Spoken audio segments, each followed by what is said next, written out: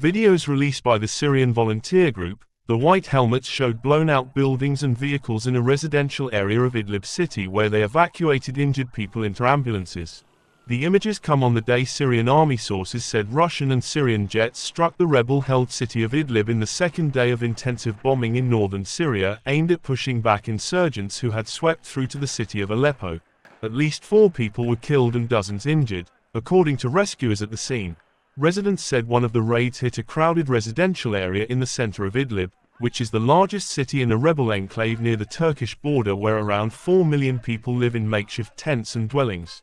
Russian and Syrian jets bombed other towns in Idlib province, which had fallen completely under rebel control in the boldest rebel assault for years in a civil war where front lines had largely been frozen since 2020.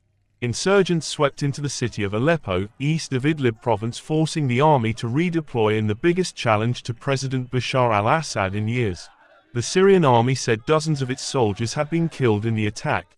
Meanwhile, Iran's Foreign Minister Abbas Araghchi met with Syrian President Bashar al-Assad, who vowed to crush insurgents who had swept into the city of Aleppo whilst Russian and Syrian jets struck the rebel-held city of Idlib in northern Syria.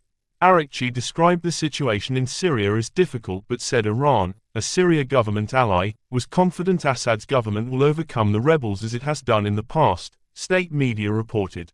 The army said it had recaptured several towns that had been overrun in recent days by rebels. The insurgents are a coalition of Turkey-backed mainstream secular armed groups along with Hayat Tahrir al-Sham, an Islamist group that is the opposition's most formidable military force.